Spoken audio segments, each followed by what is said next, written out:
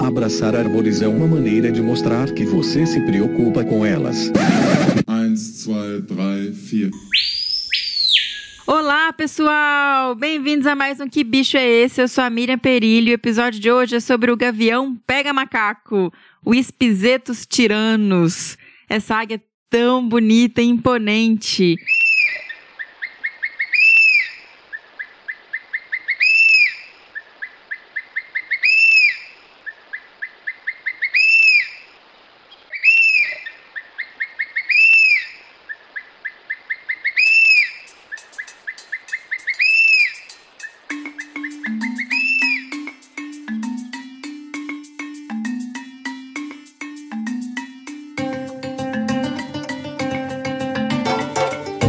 E para falar pra gente sobre essa espécie, eu recebi o ornitólogo William Menck. Mas, antes de ir para esse bate-papo, eu tenho um recado e tenho também leitura de e-mails. Vamos lá? O recado é que, caso você não esteja acompanhando nossas redes sociais e não tenha escutado o último episódio, sim, a lojinha do Desabraçando Árvores está aberta e tá linda!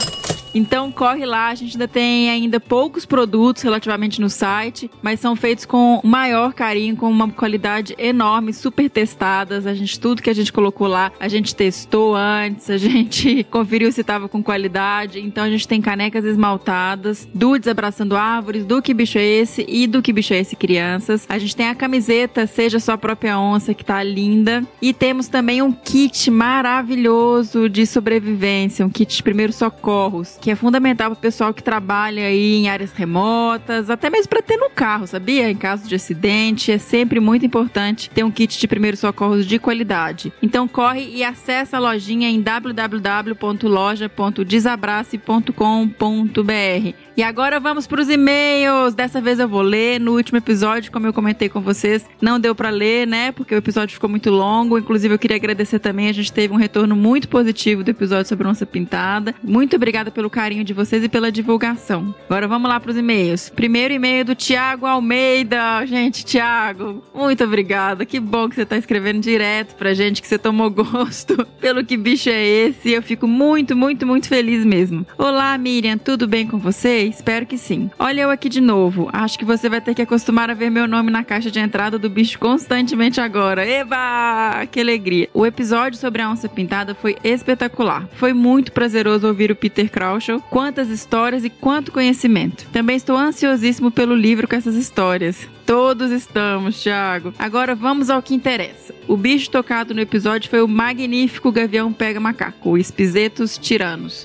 Ave maravilhosa que já tive o prazer de observar em vida livre. Esperando a volta dos bichos difíceis. Um cheiro. Ó, Thiago, olha que a gente começa a colocar aqueles sons mais cabulosos aqui, hein? Vamos ver qual será o bicho do próximo episódio. O segundo e-mail é do Miguel Belucci de Lima. Olá, Miriam. Me chamo Miguel, sou observador de aves e fã da série Que Bicho é Esse? Valeu, Miguel. O bicho tocado no último episódio é o magnífico gavião pega-macaco, Espizetos tiranos. Uma águia imponente que eu sonho em ver de perto, livre na natureza. O máximo que consegui foi ouvir de longe um indivíduo vocalizando na mata em Tapiraí, São Paulo. Foi de uma emoção indescritível ouvir o bicho, mesmo sem poder vê-lo. Um forte abraço a toda a equipe do Desabrace e parabéns pelo excelente trabalho de divulgação científica. Poxa, Miguel, muito obrigada pelo carinho com o projeto, por ter escrito pra gente. E sim, eu também sonho em ver um pega-macaco pousado, porque eu só vi voando. É muito, muito, muito bonito. O terceiro e-mail é da Carol Figueiredo. Carol também, parceiríssima do Desabraçando, maravilhosa, tá sempre divulgando, dando feedback pra gente, escrevendo pro Que Bicho é Esse. Carol, muitíssimo obrigada. Eu também amo receber seus e-mails. Olá, Mirinha, tudo bem com você? Mais uma vez eu aqui tentando acertar o bicho tocado no incrível episódio 59 sobre a onça pintada. Foi um episódio sensacional, emocionante demais. Você lendo a poesia do Guimarães Rosa arrepiou muito. Que bom. Fico muito, muito feliz, Carol. Mas bora pro chute. Depois de muito pesquisar no Wikiaves, acredito que o animal é um gavião pega-macaco. Espizetos tiranos. Acho que dessa vez acertei, senão vou receber mais um errei feio, errei rude. Grande beijo dessa fã do podcast, Carol Figueiredo. E a Carol, gente, também produz conteúdo para um perfil do Instagram que chama Biofiotas, que são as filhas da Bio. Ela coloca aqui como um espaço para conversarmos sobre biologia de forma descomplicada e descontraída. E é bem legal, fala sobre espécies, sobre pesquisadoras, traz um monte de informação interessante e também umas brincadeiras, uns duelos entre espécies, coisas do tipo. Então, aproveita, corre lá e segue ela no Instagram, tá bom? Em @biofiotas. Gente, até agora todo mundo acertou. A gente ainda não teve a vinheta Errei Feio, Errei Rude. Será que vai passar sem a vinheta, senhora? Vamos lá. Não sei, talvez, quem sabe. Tá, Carol, brigadão. Agora a gente teve também o e-mail da Daniele Coelho. Oi, Mirinha, tudo bem com você? Antes de mais nada, tenho que te parabenizar por seu crescimento e trabalho. A cada dia, o Que Bicho é Esse ganha mais qualidade e você está de fato saindo muito bem nas entrevistas. O episódio 59 foi emocionante. Chorei ao final com o texto maravilhoso que você citou. Ai, gente, que bom. Aquele texto também me faz chorar, confesso. Obrigada, Dani, pelo carinho. Que bom que você tá achando que eu tô melhorando aí nos episódios. Tô sempre tentando trazer mais conteúdo, estudando mais, né? Trazendo sempre pesquisadores maravilhosos. Bom, essa é a segunda vez que me arrisco em descobrir o bicho e só sabia que era uma ave. Achei o canto lindo e resolvi pesquisar para tentar descobrir. Encontrei o gavião pega-macaco, Spizetus tiranos. Nunca vi esse gavião, mas achei lindo. Sou apaixonada com gaviões e corujas e fiquei feliz de ser um gavião. Se eu acertei, mas acho que sim. Acertou sim, acertou. Um enorme desabraço para todos vocês e continuem voando alto. Muito bom ouvir vocês. Beijos, Dani, Daniele Coelho. Gente, todo mundo acertou. Dani, muito obrigada pelo carinho e por escrever pra gente de novo, viu? Fiquei muito, muito, muito feliz. E então, já que todo mundo acertou, podemos seguir para a apresentação do nosso convidado de hoje.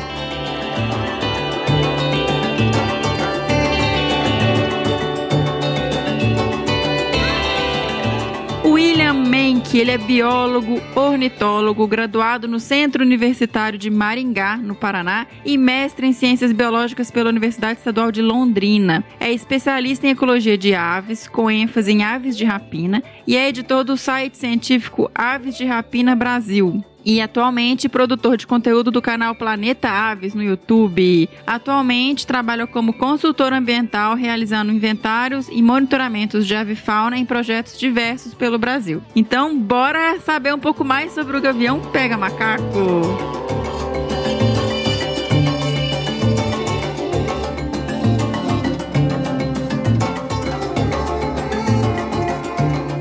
Então eu estou aqui com o William Menck. Seja muitíssimo bem-vindo ao Que Bicho é Esse? Um prazer enorme para a gente receber você aqui. Muito obrigada por conseguir aí um tempinho para conversar com a gente, falar um pouco mais sobre o gavião pega-macaco. Olá, Miriam, tudo bem com você? Fiquei muito feliz com o convite de vocês. Sou um fanzaço aí do Desabraçando Árvores, eu ouço há muito tempo, e para mim é um prazer estar aqui falando um pouco sobre as aves de rapina, em especial dessa ave que para mim é simplesmente uma das mais incríveis assim que a gente tem aqui na nossa região. E então, vamos começar pelo nome, porque é um nome muito expressivo, tanto o nome vulgar, que é o gavião pega-macaco, mas também o nome científico, Spizetus tiranos, né? Um nome imponente. Conta um pouquinho pra gente aí sobre os nomes desse bicho e o porquê deles. Então, Miriam, gavião pega-macaco é uma espécie que já é imponente no nome. Tanto no seu nome popular quanto no seu nome científico, Spizetus tiranos, e faz jus ao nome. No inglês, ela é chamada de águia, no espanhol também. Aqui no Brasil, a gente chama ela de gavião pega-macaco. E o porquê desse nome? Essa ave pega macaco, de fato, pega sim. Não exatamente macacos grandes, como macaco prego ou coisa do tipo, mas essa espécie ela captura saguis, aquelas do gênero Calitrix, saguinos, calicebo. Tem uma dieta bem ampla assim, de primatas pequenos e marsupiais arborícolas. Então, isso explica o porquê do nome gavião pega-macaco. Então, bom, se ele é um gavião que chega a pegar macaco, mesmo pequeno, ele é um gavião grande, né?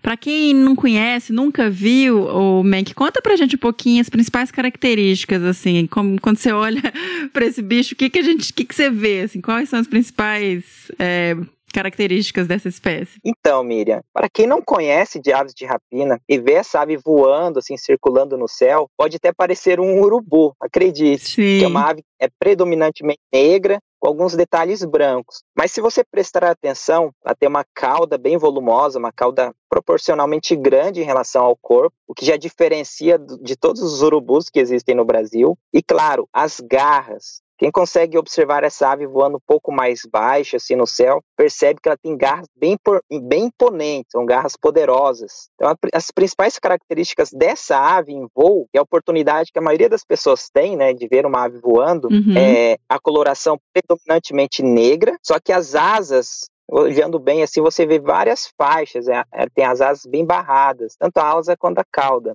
É fortemente barrada, ela é barrada de preto e branco. E as garras são bem poderosas e tem os tarsos emplumados. O que seria isso? As pernas da ave, a maioria dos gaviões tem as pernas nuas, tem a perna amarela ou cinzenta. Já o gavião pega-macaco tem os tarsos emplumados, as pernas emplumadas. Essa é uma característica do gênero Espizetos, a qual essa ave pertence. E aqui no Brasil temos 3 aves desse gênero. É muito legal essa característica das plumagenzinhas nas pernas. Eu vou ver se a gente coloca uma foto que dê pra observar isso, porque parece que ela é mais gordinha a perna, assim, né? Fica toda cheinha, assim, é bem bonita. E pintadinha com branco. Exatamente. Essa ave pousada, Miriam, já percebe um pouco da imponência dela. Tem esses tarsos emplumados. O gavião pega-macaco, em sua cabeça, ele tem um penacho em forma de coroa, que é algo assim sensacional. Tá? Aquele aspecto de malvado essa ave, né? Aí tem os olhos, um amarelo brilhante, que contrasta com a sua plumagem negra. Isso é uma característica bem marcante dessa espécie, os olhos amarelos. Os dedos dos pés é amarelo brilhante, da mesma cor dos olhos. E todo o seu ventre é negro, mas com várias pintinhas brancas, e assim, próximo das pernas, ele é mais barradinho de branco. É uma ave grande. Tem de 58 a 71 centímetros de comprimento. As fêmeas podem pesar mais de 1 quilo. A envergadura de asas pode chegar até 1,5 metro. Então não é tão pequena assim, não. É uma ave grande mesmo, uma ave imponente. Antes de fazer a próxima pergunta, porque eu ia falar, ela é uma águia florestal ou ela é um gavião? Qual que é essa diferença aí de águia e gavião? Então, Miriam, essa é uma dúvida comum entre as pessoas. Qual é a diferença de águias, gaviões e falcões, né? Porque aqui no Brasil, tem uma cultura do nome popular das aves brasileiras. A gente tem costume de chamar tudo de gavião. A gente chama a arpia, gavião real, né, de gavião. Aí a gente chama um gavião insetívoro de gavião. Chama várias espécies de aves de rapina, que em outros países, como da língua inglesa e espanhola, tem vários nominativos que correspondem mais ou menos ao grupo que a ave pertence, à subfamília ou ao gênero. E aqui no Brasil a gente não tem isso, a gente carece de nomes populares, nomes vernáculos para essas espécies. Então aí a gente acaba chamando uma águia de fato, uma águia imponente de gavião, e um gavião pequeno de gavião, uma ave pequena de gavião. Isso não faz muito sentido. Entendi. Mas na prática, o gavião pega-macaco é uma águia florestal. Tá. Aqui no Brasil temos 9 aves de rapina que a gente pode chamar de águia. Além do gavião pega-macaco, nós temos o gavião de penacho, o gavião pato, a própria arpia, a arpia falsa ou iraçu falso, como algumas pessoas chamam, a águia serrana, a águia cinzenta, a águia solitária e a águia pescadora. Estou falando nomes populares, e acredito que os ouvintes não vão conhecer os nomes científicos da maioria dessas espécies. Mas essas são as 9 espécies que a gente considera águia. E as águias, assim, de forma bem geral, tem várias exceções, mas as águias são as aves de rapina imponentes. Geralmente são de grande porte, elas têm, geralmente pesam mais de 1 quilo, capturam presas assim, de portes consideráveis, geralmente mamíferos de pequeno até médio porte, mamíferos arborícolas ou terrestres, aves grandes, às vezes do tamanho até maior que a própria ave que captura. As águias têm uma expectativa de vida elevada em comparação às outras aves de rapina, tem a reprodução lenta, geralmente reproduzindo a cada 2 ou 3 anos. Essas seriam as características gerais do que a gente chama de águia. Mas existem várias exceções. Mas é muito interessante trazer essa informação, porque realmente tá tudo num balaio só pra gente, né? A gente não aprende muito essa separação, essa divisão, igual você mencionou aqui em outros lugares. Isso é um pouco mais claro. Obrigada pela aula aí sobre gavião e águia, adorei.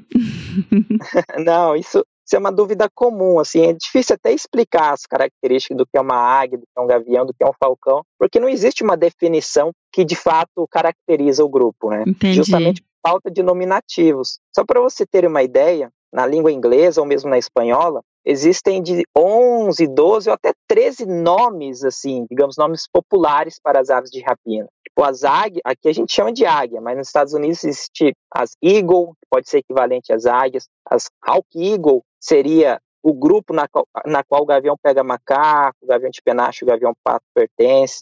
Existem os kites, existem os goshawk, existem vários nomes. E aqui a gente chama tudo de gavião. A gente tem essa... E justo na língua portuguesa, que a gente tem uma riqueza, uma diversidade de nomes, tanta coisa. Mas é engraçado, porque a nomenclatura de gavião, ela é geral para todos, né? Mas eles têm... O próprio gavião pega macaco, ele tem outros nomes comuns, né? Tipo, tava olhando. Papamico, cutiú preto, urubutinga, isso tudo são nomes comuns regionais do bicho, né? Isso é uma coisa também que varia muito dentro da nossa cultura e da diversidade de ambientes e regiões que a gente tem esse bicho. Exatamente. A maioria dos outros nomes na qual o gavião pega macaco é conhecido são nomes indígenas. Ele é chamado também napacapim preto, urutaurana, caturi, o próprio cutió preto, acho que você falou também. São todos nomes de origem indígena. Sim, dá pra perceber, né, que é nome indígena. E aí, mas qual que é a distribuição dele, assim? É uma distribuição bem ampla, né, Menck? Exatamente. Essa espécie ele ocorre desde o sul do México até o norte da Argentina, ocorrendo em praticamente todo o Brasil, exceto, claro, lá nos Pampas Gaúchos, onde não tem florestas, e no sertão nordestino, pois é uma espécie florestal, associada às florestas primárias e secundárias, desde florestas úmidas até matas de galeria, matas secas e cerradão. E aí, até pensando nisso, como uma espécie com uma distribuição tão ampla, e, por exemplo, aqui em casa, a gente escuta sempre, eu moro em São Paulo, em Atibaia, eu tô numa região do estado de São Paulo que é bem florestal, tô numa área de montanha, perto de um parque e tal, mas é uma espécie que também ocorre em áreas urbanas ou periurbanas, que ela tem essa capacidade, essa plasticidade de ter registro nessas regiões, ou ela é exclusivamente de áreas mais preservadas, um pouco mais pristinas? Então, essa é uma pergunta bem interessante. Aqui onde eu moro também, Campo Grande, capital do Mato Grosso do Sul, a gente tem aqui o gavião pega macaco sobrevoando a área urbana da cidade. Digo urbana mesmo, assim, em meio aos bairros, até numa área mais central da cidade. Às vezes a gente vê o gavião pega macaco sobrevoando a cidade. Claro, o fato de ele estar voando alto no céu não tem nenhuma relação com o ambiente ali de baixo, né? Com o ambiente urbano, são coisas diferentes. O ambiente aéreo ali é como se fosse uma via, uma estrada que ele utiliza para se deslocar de um ambiente florestal para o outro. É mais ou menos isso que ocorre. Ele é uma ave florestal, associada a ambientes florestais, seja florestas primárias ou secundárias, mas ele pode aparecer em áreas abertas através desses sobrevoos. Ele sobrevoa área urbana, áreas de campos, pastagens, mas apenas se deslocando de um maciço florestal, de uma área verde para outra. Entendi. Então, isso é bem importante deixar claro, né? Tem que deixar claro outra questão também, que Campo Grande é um lugar à parte, né? Porque Campo Grande, eu morei em Campo Grande por 2 anos. E você tem arara, você tem pega macaco, você tem anta, você tem essa pitada que chega toda em volta da cidade, né? É uma capital que você tem uma presença de biodiversidade que é um pouco fora do comum para quem vive nas outras áreas urbanas. Ah, exatamente. Campo Grande aqui assim, é apaixonante para quem gosta de vida selvagem. A gente tem uma riqueza de aves assim, incrível. Muitas espécies. E no caso temos o gavião pega macaco. Isso é muito legal.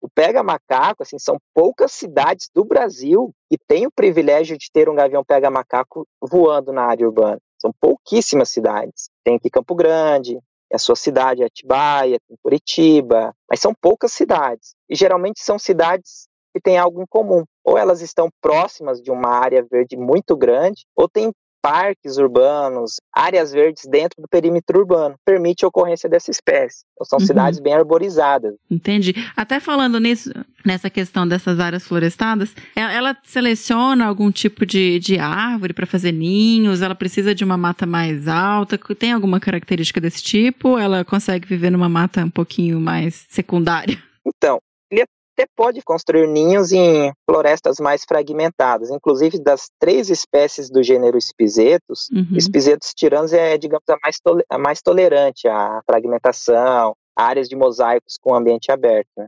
É mais tolera um pouquinho mais em relação às outras. Mas assim, não é qualquer árvore que pode servir de ninho para essa espécie, não. Os espisetos tiranos geralmente constroem ninhos em árvores muito altas, árvores emergentes ou quase que emergentes, né? Só que ele tem uma característica bem legal, assim, em relação aos outros gaviões do gênero espiseto, as outras águias do gênero espiseto. O ninho, já falando de ninho, o ninho ele não constrói na flor principal da árvore, como a maioria dos rapinantes grandes constroem. O gavião pega-macaco, ele constrói um ninho mais, assim, afastado do tronco principal. Isso chega até a ser uma dificuldade para a gente encontrar o ninho na natureza. O ninho dele é um pouquinho mais camuflado, assim, mais oculto, não fica tão exposto. Até antes da gente entrar mais nessa parte de ninho, de reprodução, eu queria voltar para saber um pouco sobre a parte de alimentação, de dieta, como é que funciona. Você já mencionou, né, o próprio nome diz que eles chegam a predar macacos não muito grandes, mas primatas menores. O que mais que ele come?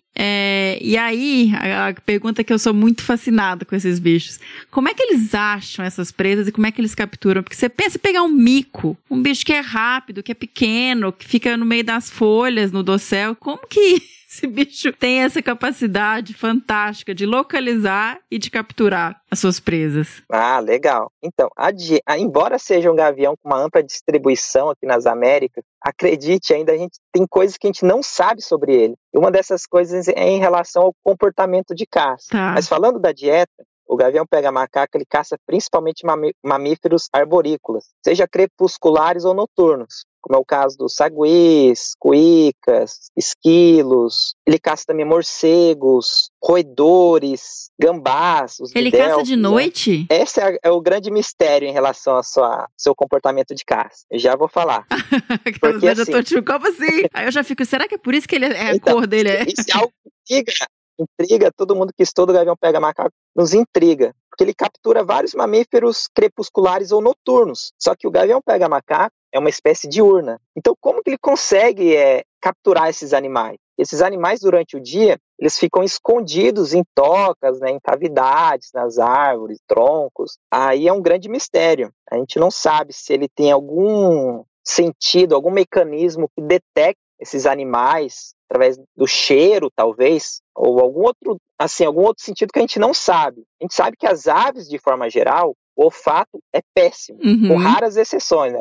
Tem o gênero Cathartes, que tem um olfato fantástico, mas nas aves, em geral, especialmente os gaviões, o olfato é péssimo. Mas será que o gavião pega-macaco é uma exceção? Porque como que ele consegue capturar uma cuíca, um tidelfis, esses animais assim, nos seus esconderijos diurnos? Olha Ou será que ele simplesmente adentra ali a copa das árvores e procura no olho mesmo, explorando, enfiando a cabeça nessas cavidades? Isso é algo que a gente não sabe ainda. Inclusive, eu já procurei assim, várias bibliografias e conversei com vários colegas que já trabalharam com essa espécie e ninguém sabe. É um mistério na ornitologia. Que loucura, porque assim, eu sei muito pouco, lógico, de aves em geral, e gaviões e águias incluso. Mas a ideia que eu sempre tive era que o bicho tem uma visão fantástica e essa capacidade de captura de presas até por impacto, né, em velocidade, perfurando com as garras. E aí,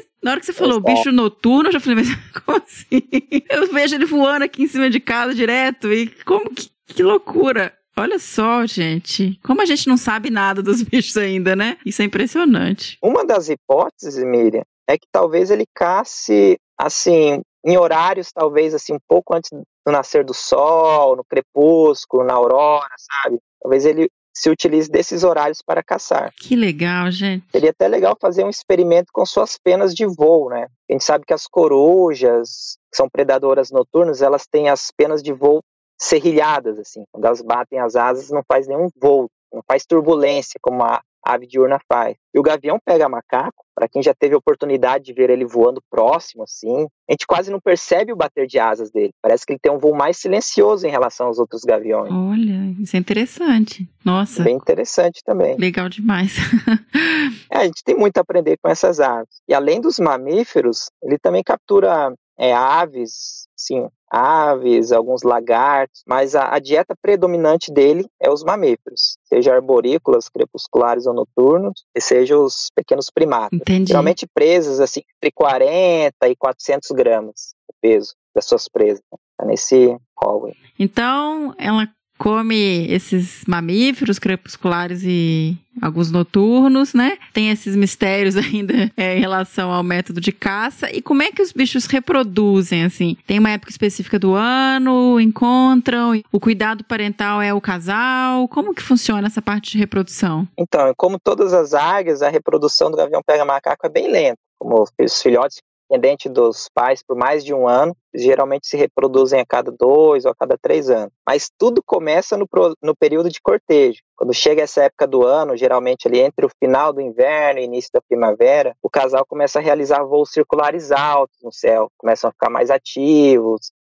começam a fazer uns voos acrobáticos, né, alguns voos pré-nupciais, às vezes um perseguindo o outro, ou se agarrando pelas garras. É algo até bonito de se ver. Olha, quero ver isso. Então, é bem legal. E disso, eles já procuram um ninho antigo, geralmente, já do casal, né? O casal, eles são monogâmicos. Então, o casal vai até um ninho antigo, caso seja a primeira vez, eles constroem um ninho. São ninhos grandes e bem volumosos, né? Pode atingir até 1 metro, 1,5 metro de diâmetro, construído com galhos grossos e gravetos. E, como eu disse, o ninho é mais camuflado em relação aos outros rapinantes do seu gênero, os outros espisetos. Constrói mais afastado do tronco principal da árvore. E alto, árvores altas, né? Geralmente de 20 a 40 metros do chão. Uhum. E eles sempre colocam um único ovo. Até existe registro. Eu tenho até que verificar, mas é geralmente um único ovo. E demora aí de 35 a 45 dias de incubação. E a fêmea fica incubando o ovo ali nesse período. E o macho é o responsável por trazer comida para ela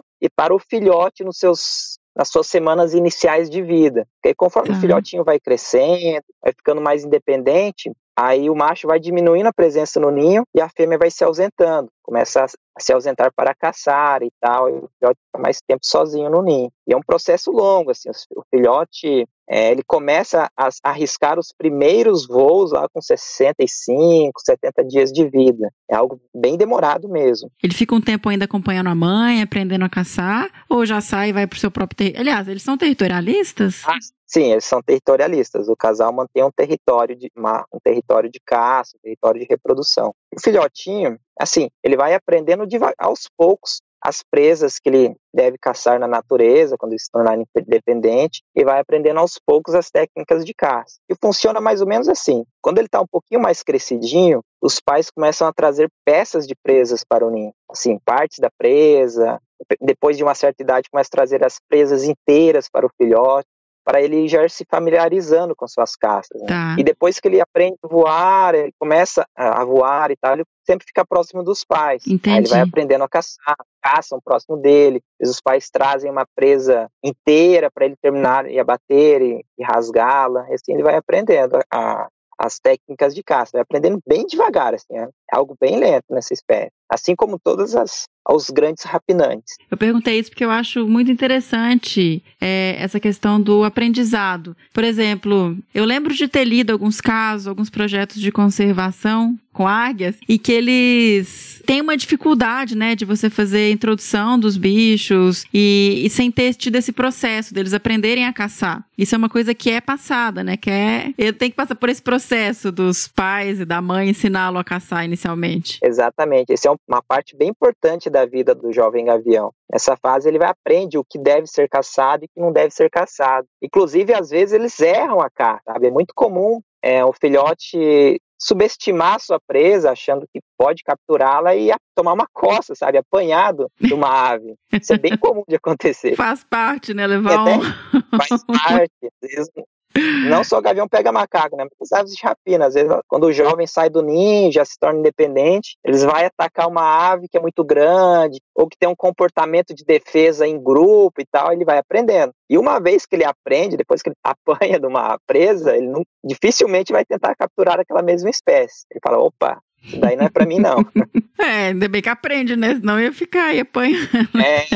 Às vezes pode da ave se ferir, sabe? Acabar falecendo nessa fase. É uma fase tem uma alta mortalidade nas aves de rapina. O gavião pega-macaco, por exemplo, fase do ninhego até 1 ano de vida, é o período de vida mais vulnerável dele. Pode morrer, assim, com os diversos perigos que a natureza traz, né? Uhum. Seja errando uma presa, sendo predado por outros animais, embora ele seja um predador, pode acontecer também. Pode acontecer de cair também, já que eles estão em árvores altas, nesse momento de aprendizado de voo? Pode acontecer dele cair. Em uma fase da vida dele, ele geralmente com 50 dias de vida, ele começa a exercitar as asas dentro do ninho, né? Então, exercitando, subindo e descendo. Aí quando ele começa a ver que já consegue voar um pouquinho, ele começa a saltar do ninho para os galhos próximos. Esse é um período sensível, ele pode cair do ninho, cair no chão, se machucar, se tornar vulnerável, não conseguir subir de novo. Aí, infelizmente, ele pode morrer, ser predado. Então, acontece.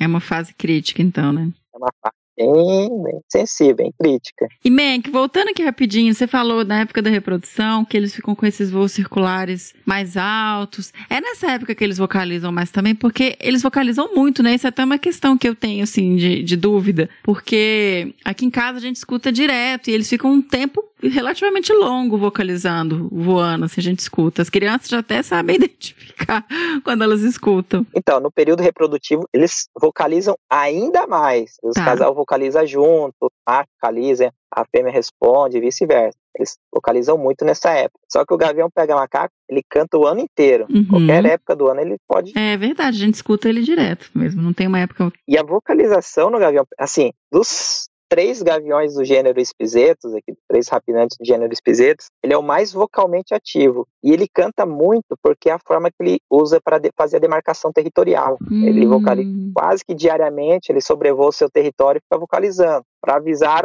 as outras aves que ele está ali, está vivo e está defendendo o seu território. Defende o território nesses voos circulares e vocalizando. Eu adoro escutar, eu fico aqui. Eu confesso que poucas vezes eu consegui ver. Eu só escuto. Como é que faz pra achar esse bicho? Então, a melhor forma de encontrar o gavião pega macaco é justamente por causa da vocalização. É assim, a forma mais fácil de identificá-lo e de detectá-lo em campo. Aqui em casa, por exemplo, várias vezes eu estou, às vezes, trabalhando ali no computador, na sala ou no quarto, e eu ouço ele vocalizando. Eu já saio correndo aqui para fora com a minha câmera e tal, e já tento fotografar ele. E aqui tem também o gavião pato, o Espisetos melanoleucos, que é do mesmo gênero. E o gavião pato, nossa, é muito difícil dele vocalizar. Ele não vocaliza. Ele faz a sua demarcação territorial simplesmente sobrevoando. Ele vê um outro gavião pato ali no território, ele mergulha com as asas, ataca, mas não vocaliza. Então eu fico pensando, quantas vezes já passou um gavião pato aqui por cima de casa e eu não me dei conta? Pelo simples fato do gavião pato não vocalizar. Exatamente. O pega macaco, eu sei que ele tá aqui porque eu escuto direto. Aí eu faço a mesma coisa, saio correndo, tento fotografar, mas não consigo. Eu já tentei algumas vezes, souba onde eu consigo, saio igual uma louca, que o Fê já conseguiu mais vezes, eu ainda tô na busca. E o legal é que a vocalização dele é bem marcante, assim, é difícil confundir com uma outra ave, né? Geralmente os gaviões têm uns chamadinhos, né? Coisa do tipo. E o gavião pega macaco tem um canto assim que é a assinatura dele, digamos assim. É bem assim, bem marcante mesmo. Quem aprende que aquele é o ele não esquece mais. É bem bonito. Vocês ouviram aí, né, gente, na abertura. Foi o que a gente colocou aí pra vocês ouvirem. O canto dele é sensacional. Como diria o Fernando, é sensacional. Exatamente. E o Menk é uma ave, pelo que eu dei uma olhadinha aqui, que tem essa distribuição ampla e está relativamente... Bom, pelo menos está como pouco preocupante na lista vermelha da IUCN, né? Da União Internacional para a Conservação da Biodiversidade. Tem alguma região que esse gavião, essa águia é mais ameaçada? Quais são as ameaças, né? Por que se mata esse bicho? Até pegando o link na minha pergunta, existe problema de predação em animal doméstico, em galinha? Essa é uma boa pergunta, Miriam. A nível global e a nível nacional, o gavião pega macaco, ele não aparece como ameaçado de extinção. Só que se a gente analisar ele a nível regional, existem regiões do Brasil que ele enfrenta problemas de conservação, como o caso do estado do Paraná, por exemplo. O estado do Paraná, na última lista vermelha, ele saiu como vulnerável, porque no passado ele tinha uma distribuição em praticamente todo o estado do Paraná, até o extremo oeste ali do estado, Foz do Iguaçu, Guaíra, e todo o estado era coberto pela Mata Atlântica, né? A Mata Atlântica Serrana, até a floresta estacional semidecidual, já na fronteira com Mato Grosso do Sul. E no caso do estado do Paraná, ele sofreu muito com desmatamento. A Mata Atlântica foi dizimada nas últimas décadas. O mesmo aconteceu em São Paulo. No interior de São Paulo, se pegar aí o oeste de São Paulo, a Mata Atlântica foi dizimada. E a espécie foi assim, regionalmente extinta. Tem vários pontos onde existiu o gavião pega-macaco nas décadas atrás, hoje em dia não existe mais. Esse é um grande problema que essa espécie enfrenta, o desmatamento. Ele não vive em florestas pequenas e isoladas, assim, parques de 40, 50, 100 hectares. Está isolado não é suficiente para manter uma espécie dessa. Precisa de florestas grandes ou vários fragmentos pequenos, um próximo do outro, onde tenha poleiros de caça, poleiros que sirvam de dormitório, árvores para fazer ninho e, claro, presas, muitas presas. Enfim, então, a nível regional, ele está ameaçado em algumas regiões do país. Em relação às ameaças de forma geral, além do desmatamento, o gavião pega-macaco sofre também com a caça indiscriminada. Pessoas que simplesmente matam essa ave por pura ignorância, sabe? Alguns proprietários rurais, quando vê um gavião pega-macaco voando ou pousado nas árvores da sua propriedade, ele simplesmente mata, pois teme que ele vai comer ali pintinhos, galinha, cachorro, o que não é verdade, ele não come cachorro nem nada disso. Não dá para negar que um pintinho ou uma galinha ele até pode predar, mas é difícil. Se ele tem uma área de caça ali, bastante presas em abundância, é até difícil ele aparecer nesse sítio, em áreas rurais, sabe? Mas ele pode acontecer. Isso não tem como a gente negar, pode acontecer. Então a gente tem esses problemas de conflito com o homem. As pessoas acabam matando eles. E é uma pena, viu? Porque é uma ave fantástica. Se só soubessem o valor que é ter um gavião pega-macaco na sua propriedade, pensariam 2 vezes antes de espantar ou matar. Pois a gente tem vários exemplos legais no país, com águias do tamanho do pega-macaco, como o gavião de penacho. Proprietários encontraram ninhos em suas propriedades e transformaram aquilo numa fonte de renda, divulgando nas redes sociais. Os observadores de aves vão em massa lá observar o bicho, porque é difícil observar um gavião pega-macaco, por exemplo, pousado. É o sonho de todo observador de aves encontrar essa espécie pousada. Quando tem um ninho ativo, é uma oportunidade única para a gente conseguir fazer isso. E é isso que eu ia falar mesmo, essa questão de, em vez de ser um problema, ter orgulho de ter o bicho ali na propriedade, né? Exatamente. O gavião pega-macaco, infelizmente, ele sofre um pouco com esses abates indiscriminados. Os seus congêneres, especialmente o gavião de penacho, o espizetus ornatus, é o que mais sofre com isso, viu? Pois dos 3 espizetos que a gente tem aqui no país, o gavião de penacho é o que mais aparece, assim, em propriedades rurais, predando animais domésticos, quase que sempre galinhas, sabe? Então ele é o que mais sofre com esses abates indiscriminados. Existe até alguns artigos na Bolívia, se não me engano, com o espizetus isidori, que é uma águia muito parecida com o gavião pega-macaco, inclusive. Porque lá eles estavam tentando descobrir alguma forma de diminuir essas predações de animais domésticos, né?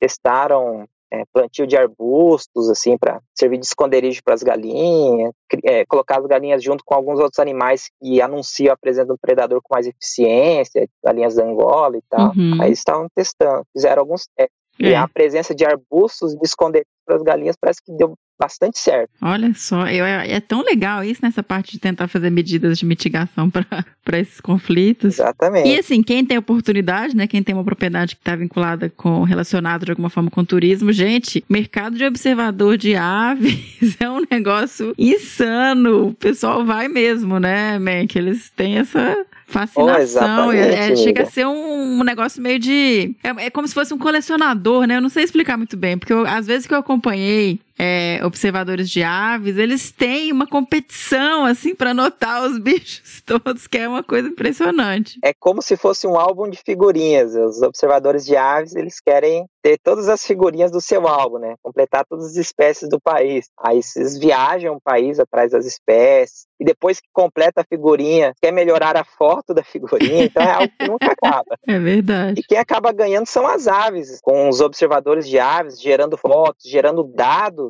Para nós cientistas, a gente acaba tendo um volume de informações fantásticas, assim, quando eles divulgam esses registros em plataformas como o WikiAves, eBird, coisa do tipo, sabe? Inclusive, pegando esse gancho, Mac, antes da gente começar a gravação, a gente estava conversando aqui brevemente, você mencionou um trabalho que você fez em Campo Grande, que você utilizou de ciência cidadã, né, de dados coletados por terceiros. Como é que foi isso? Conta pra gente um pouquinho. Então, Assim que eu me mudei aqui para Campo Grande, eu soube da existência do gavião pega-macaco na cidade. Ele é o xodóque da cidade, sabe? Uhum. Observadores de aves, os biólogos aqui sempre falam, o gavião pega-macaco do PNI, que é do Parque das Nações Indígenas. Inclusive, teve até um ninho de gavião pega-macaco alguns anos atrás, aqui, em plena área urbana, no maciço florestal aqui dentro da área urbana. É algo fantástico. E a minha grande curiosidade era quantos pega-macacos frequentam o perímetro urbano de Campo Grande? Será que é um bicho só? Será que são 2? Será que são 3?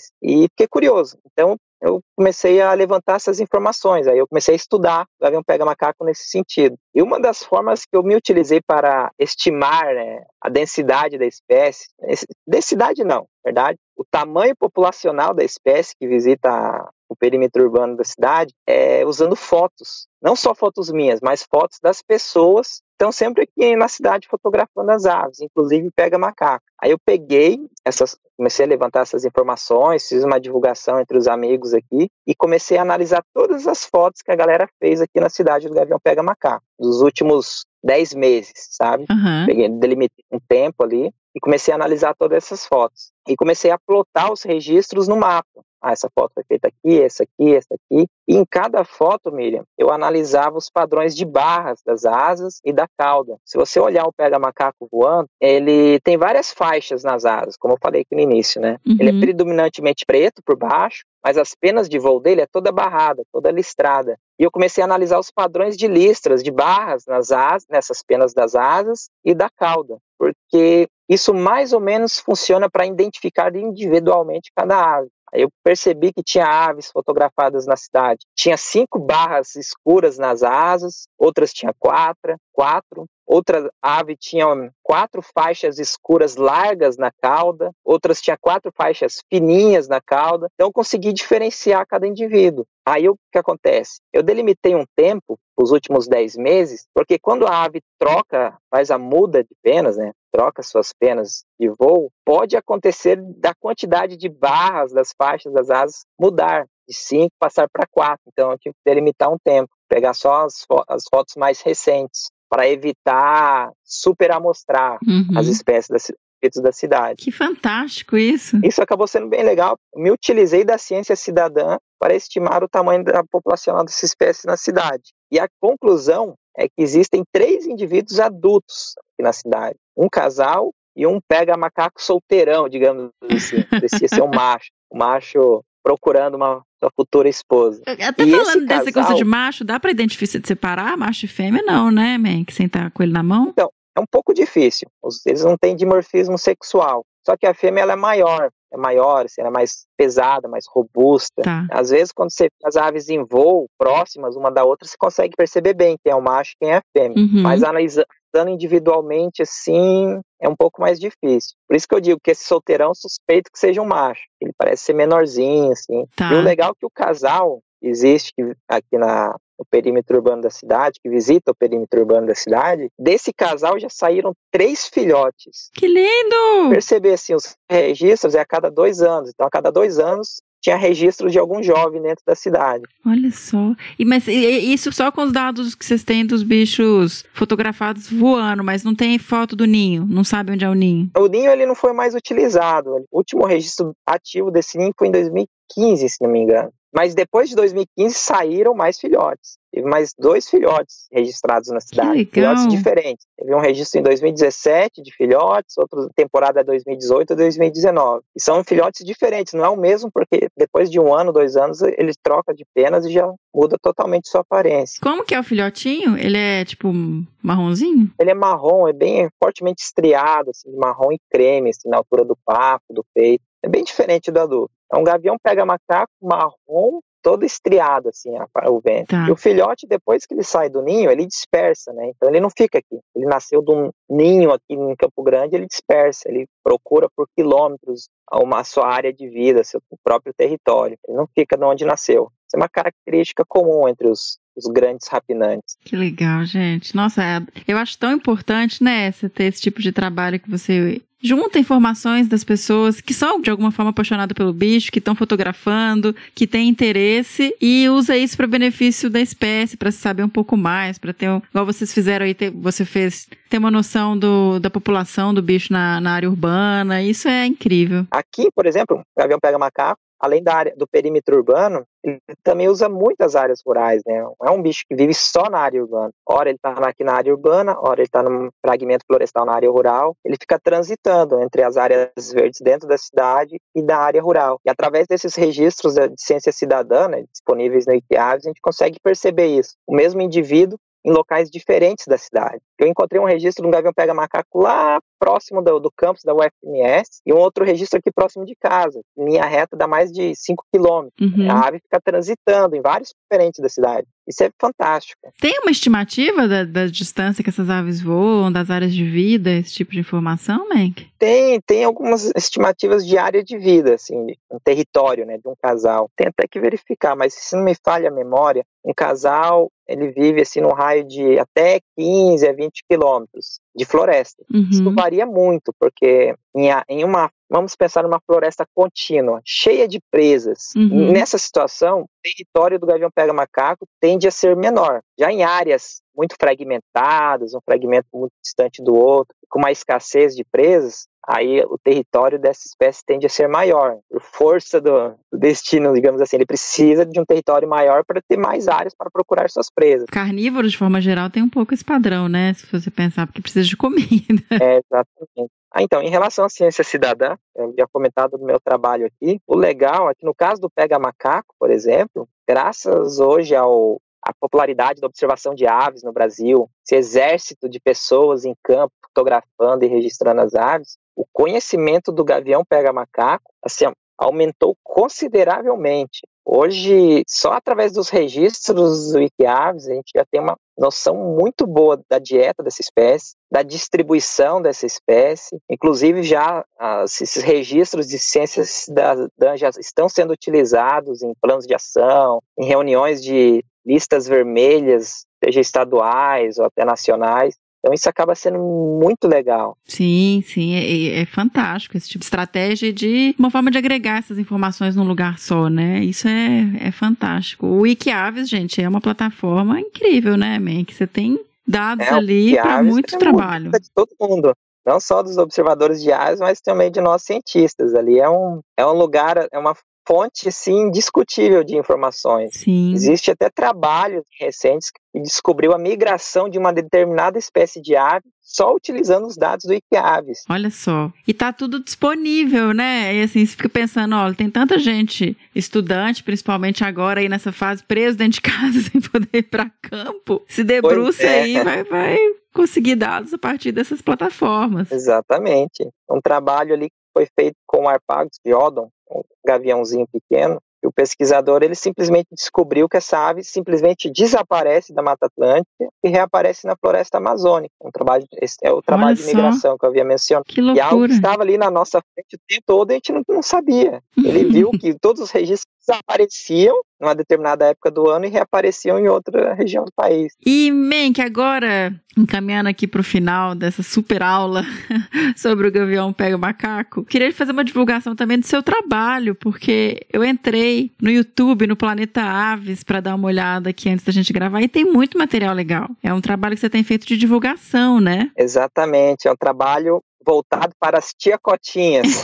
Pois é. É uns vídeos ali super didático. Assim, para o leigo mesmo, sabe? Para o pessoal que não tem nenhuma familiaridade com aves, tem dificuldade de identificar uma ave além do bem-te-vi. Aí eu comecei a gravar vários vídeos voltados a esse público leigo, assim, fora da minha bolha. E tem dado muito certo. Hoje, o Planeta Aves está com 155 mil inscritos. Um canal de ciência, algo fantástico. Sim, é impressionante. Um pouco mais de 11 milhões de visualizações em 47 vídeos postados até o momento. Eu tô pulando de alegria, diria. Não, é muito legal, super didático, bem feito. E eu vi realmente aqui os 155k, eu falei, caramba, tá fazendo um sucesso danado, o que é ótimo, né? Tá sendo divulgado aí, furando um pouco a bolha e chegando nas pessoas. Exatamente. Os vídeos ali, eu falei da tia Cotinha, mas sempre eu gravo pensando na minha mãe, a Maria Estela. Ela é minha fã número 1.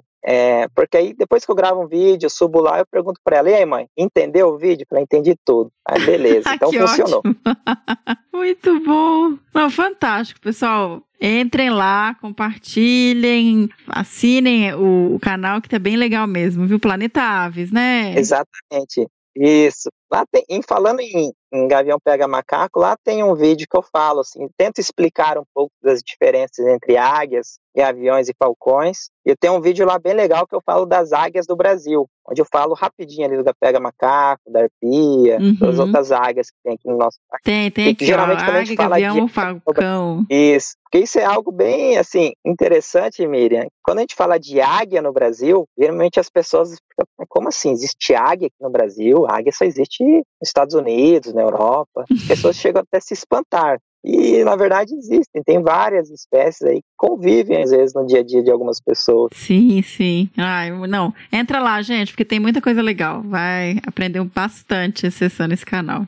E Menk, muitíssimo obrigado por ter conseguido gravar com a gente, ter sido super solícito desde o início. Foi um prazer enorme. Aprendi muito sobre o Gavião Pega Macaco. Espero conseguir vê-lo pousado um dia também. E fica aí o convite para voltar sempre aqui pro Que Bicho é Esse? Para falar um pouquinho mais sobre aves pra gente. Obrigado, Miriam. Eu que agradeço o convite. Como eu disse, eu já sou um fanzaço aqui do projeto de vocês. E o Pega Macaco é fantástico mesmo. Eu também vi pouquíssimas vezes ele pousado, viu? É mesmo? Eu não se sinta tão mal assim, não. Eu vi 2 ou 3 vezes na minha vida. O restante é só voando. Olha só. Que bom pro bicho, né? Ele não tá dando sopa por aí. Exatamente. Então é isso. Um abração e até uma próxima oportunidade. Um abraço aí, muito obrigado e até mais.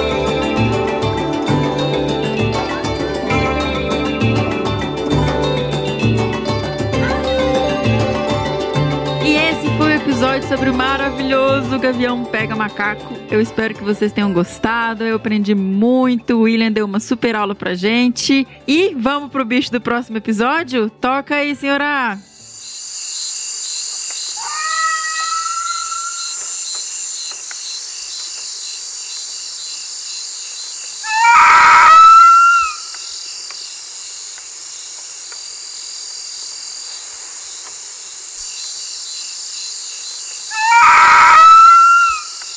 Lembrando que se você souber ou desconfiar que bicho é esse que a gente acabou de tocar o som, escreva para bicho@desabrace.com.br.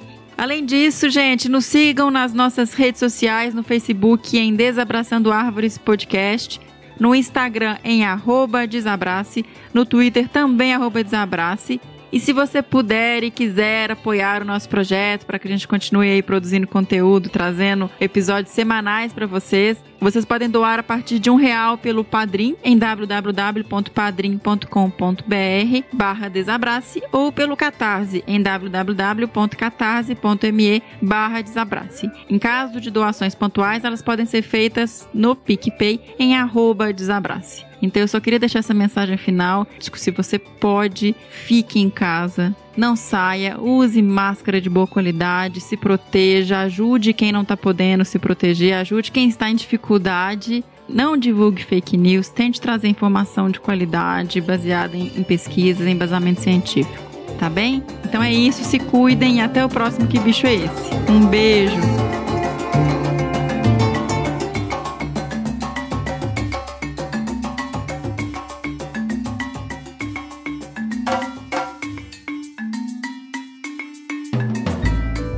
Mais um produto com a edição Senhor A.